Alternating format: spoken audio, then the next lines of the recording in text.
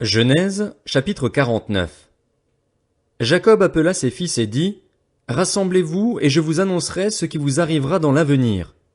Rassemblez-vous et écoutez, fils de Jacob. Écoutez Israël, votre père. Ruben, toi, mon aîné, toi qui es ma force et le premier de mes enfants, supérieur en dignité et en puissance, impétueux comme l'eau, tu n'auras aucun avantage. Car tu es monté sur le lit de ton père, tu as souillé mon lit en y montant. Siméon et Lévi sont frères. Leurs épées sont des instruments de violence. Je ne veux pas participer à leur conciliabule, je ne veux pas m'associer à leur assemblée, car pour assouvir leur colère ils ont tué des hommes et pour suivre leurs désirs ils ont mutilé les jarrets des taureaux.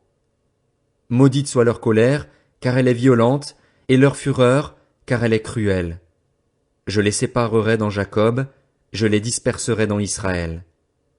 Juda, c'est toi que tes frères célébreront. Ta main sera sur la nuque de tes ennemis. Les fils de ton père se prosterneront devant toi.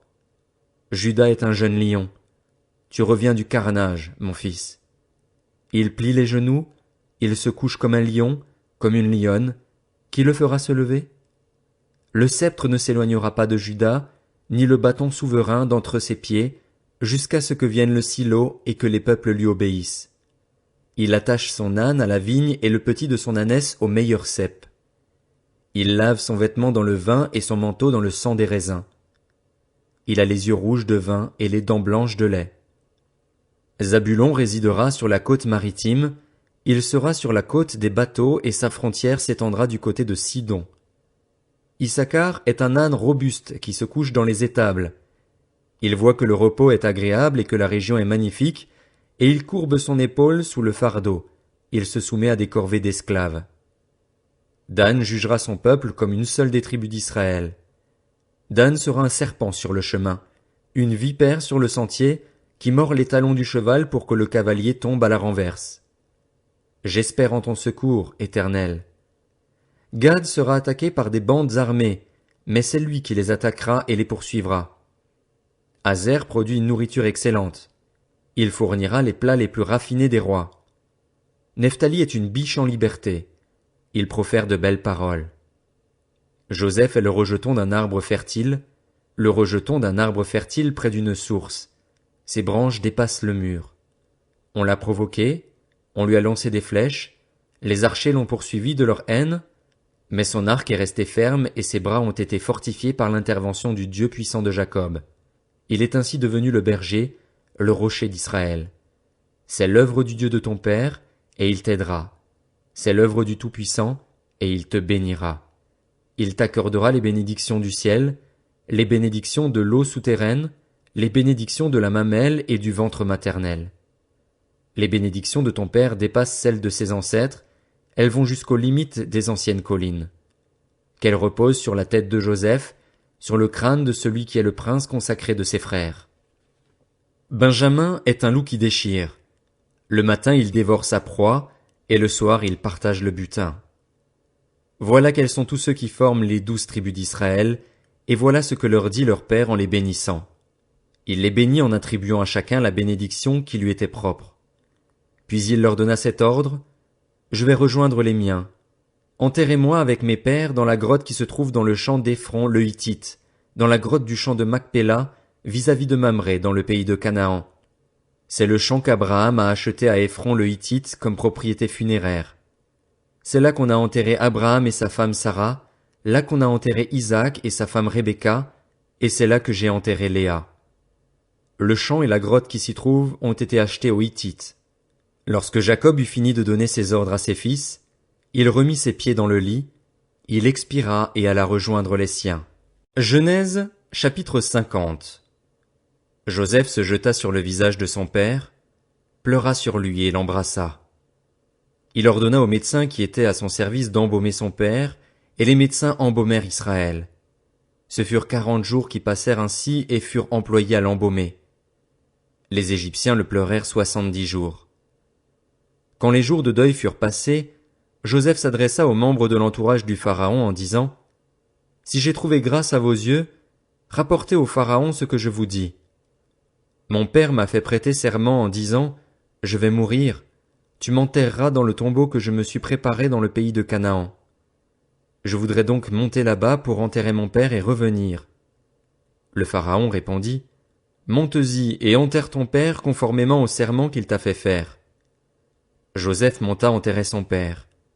Il fut accompagné de tous les serviteurs du pharaon, des responsables du palais, de tous les responsables de l'Égypte, de tout son propre entourage, de ses frères et de la famille de son père. On ne laissa dans la région de Goshen que les enfants ainsi que le petit et le gros bétail. Il y avait encore avec Joseph des chars et des cavaliers, de sorte que le cortège était très nombreux. Arrivés à l'aire de battage d'Atad, qui se trouve de l'autre côté du Jourdain, ils firent entendre de grandes et très profondes lamentations.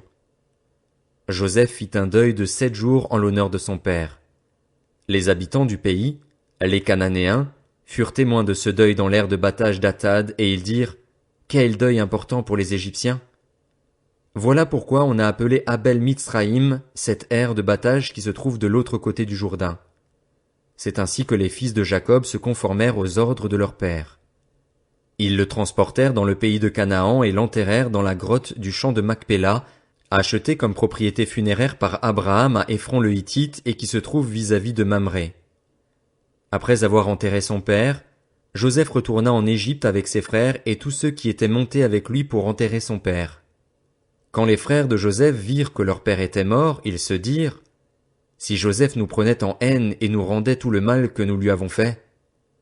Et ils firent dire à Joseph, ton père a donné l'ordre suivant avant de mourir. Voici ce que vous direz à Joseph. Oh, pardonne le crime de tes frères et leurs péchés, car ils t'ont fait du mal. Pardonne maintenant le crime des serviteurs du Dieu de ton père. Joseph pleura à l'écoute de leur message. Ses frères vinrent eux-mêmes se jeter à ses pieds et dirent, nous sommes tes serviteurs. Joseph leur dit, n'ayez pas peur. Suis-je en effet à la place de Dieu? Vous aviez projeté de me faire du mal, Dieu l'a changé en bien pour accomplir ce qui arrive aujourd'hui, pour sauver la vie à un peuple nombreux. Désormais, n'ayez donc plus peur. Je pourvoirai à vos besoins et à ceux de vos enfants. C'est ainsi qu'il les réconforta, en parlant à leur cœur. Joseph habita en Égypte, ainsi que la famille de son père. Il vécut 110 ans. Joseph vit les fils d'Éphraïm jusqu'à la 3e génération, et il tint même les fils de Makir, le fils de Manassé, sur ses genoux à leur naissance. Joseph dit à ses frères, je vais mourir. Mais Dieu interviendra pour vous et vous fera remonter de ce pays-ci jusque dans le pays qu'il a juré de donner à Abraham, à Isaac et à Jacob. Joseph fit jurer les fils d'Israël en disant, quand Dieu interviendra pour vous, vous ferez remonter mes ossements loin d'ici.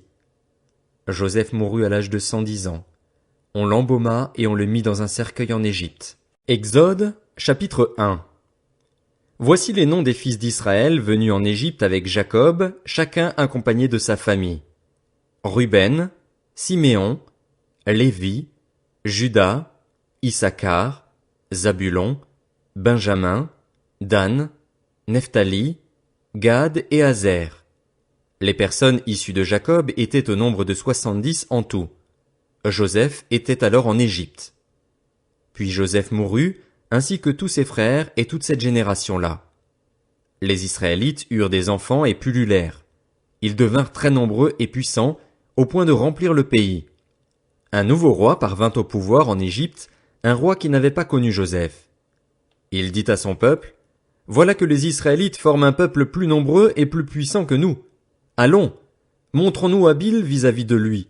Empêchons-le de devenir trop nombreux, car, en cas de guerre, il se joindrait à nos ennemis pour nous combattre et sortir ensuite du pays. » On établit donc sur lui des chefs de corvée afin de l'accabler de travaux pénibles. C'est ainsi qu'on construisit les villes de Pithom et de Ramsès, destinées à servir d'entrepôt au pharaon. Mais plus on accablait les Israélites, plus ils devenaient nombreux et envahissants, au point que l'on éprouva de la haine pour eux.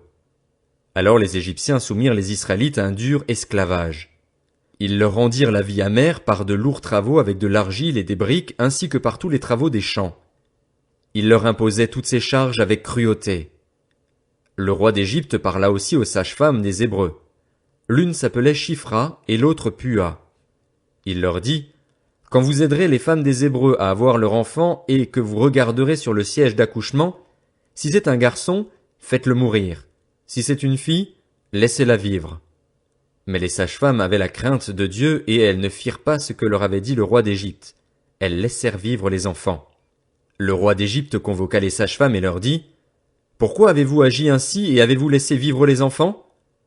Les sages-femmes répondirent au Pharaon: C'est que les femmes des Hébreux ne sont pas comme les Égyptiennes. Elles sont vigoureuses et accouchent avant l'arrivée de la sage-femme. Dieu fit du bien aux sages-femmes et le peuple devint nombreux et très puissant. Parce que les sages-femmes avaient eu la crainte de Dieu, Dieu fit prospérer leur famille. Alors le Pharaon ordonna à tout son peuple: Vous jetterez dans le fleuve tout garçon qui naîtra et vous laisserez vivre toutes les filles.